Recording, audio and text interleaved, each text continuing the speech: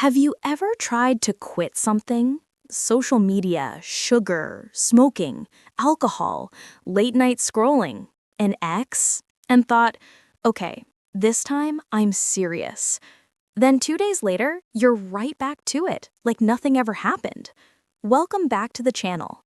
Today, we're breaking down why quitting addiction feels almost impossible and the scientific truth behind it. Spoiler? You're not weak. Your brain is literally fighting you. Let's dive in. Hook. Addiction isn't a habit. It's your brain being hijacked. The thing you're addicted to becomes your brain's controller, and you're the one holding the unplugged remote. Let's understand why quitting feels so hard. Reason number 1. Addiction rewires your brain's reward system. Everything you enjoy, food, laughter, hugs, achievement, releases dopamine, the good feel chemical. But addictive substances and behaviors release massive spikes of dopamine, way more than normal life ever does. Your brain starts thinking, why eat vegetables or work hard when I can get this much dopamine instantly? So your reward system gets rewritten. Normal things feel boring. Healthy things feel dull. Only the addictive thing feels pleasurable. This isn't laziness, it's neurochemistry. Reason number 2. Your brain builds tolerance. At first, a small amount gives you a big dopamine hit, but over time, your brain adapts. It says, oh, this again? Let me reduce the effect. So you need more scrolling, more smoking, more drinking, more sugar, more stimulation, more of the thing, just to feel the same relief. That's tolerance. The brain keeps asking for higher doses while giving you smaller rewards. It's a trap, a biological trap. Reason number 3. Your brain mistakes the addiction for survival. This one's wild. Your brain's job is to keep you alive, so it prioritizes anything that gives strong dopamine as important for survival. Soon, your brain treats the addiction like oxygen, food, safety, comfort. So when you try to quit, your brain panics. It thinks you're removing something essential. It's not craving pleasure. It's trying to prevent danger. This is why withdrawal feels so intense. Your brain thinks you're in trouble. Reason number 4. Withdrawal symptoms make your brain scream. The moment you stop the addictive behavior, your brain goes into withdrawal. For some people, it's physical. For others, it's emotional. For all, it's uncomfortable. Withdrawal can cause anxiety, irritability, cravings, sadness, restlessness, headaches, mood swings, depression-like symptoms. Not because you want the addiction, but because your brain is adjusting to life without that dopamine flood. It's like detoxing from emotional fast food. Reason number 5. Addiction provides emotional escape.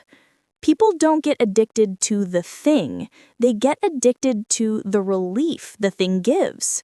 Addiction temporarily numbs stress, sadness, loneliness, insecurity, boredom, emotional pain, trauma, anxiety.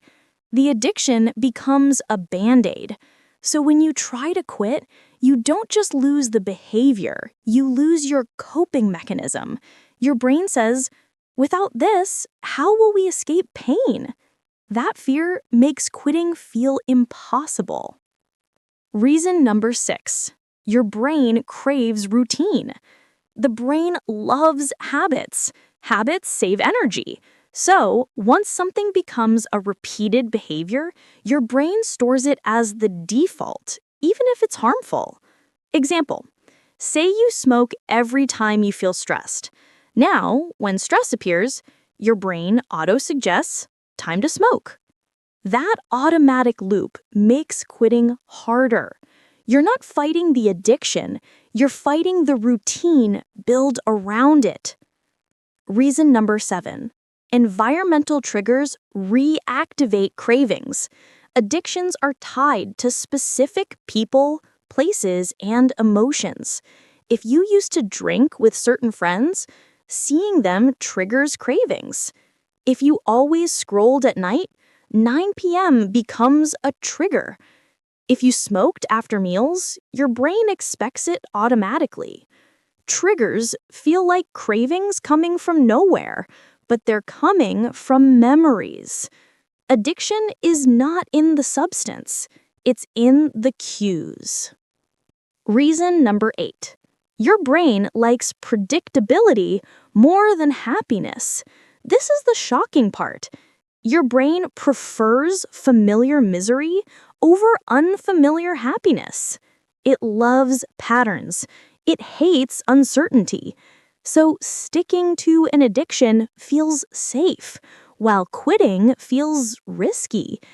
Even if the addiction is ruining you, your brain thinks, hey, at least we know how this feels. This is why breaking addiction is less about strength and more about reprogramming. Reason number 9. You judge yourself instead of understanding yourself. Addiction thrives in shame. The more guilty you feel, the more stressed you become. The more stressed you become, the more you seek comfort. Where do you find comfort? Right back in the addiction. It becomes a loop. Addiction to shame to stress to addiction. This cycle is neurological, not moral. You don't need punishment. You need compassion. Reason number 10. Your brain needs time to heal, and that time feels torturous. Once you quit, your brain starts healing slowly. Imagine a damaged muscle regrowing. It hurts at first. It feels weak. It feels unnatural. But with time, it becomes stronger. Your brain is the same. It needs weeks or months to rebalance dopamine, rebuild healthy reward pathways, reduce triggers, and restore emotional stability. But during this healing phase, every day feels like a battle. That's why most people relapse. Not because they're weak, because healing is slow and cravings are fast. So, what's the real truth? Quitting addiction feels impossible because your brain has been rewired, dopamine levels are distorted, your reward system has changed, your emotions depend on the addiction, triggers activate cravings, habits run on autopilot, withdrawal feels painful, shame worsens the cycle, and healing takes time. You're not failing. Your brain is fighting for survival the only way it knows. But here's the twist.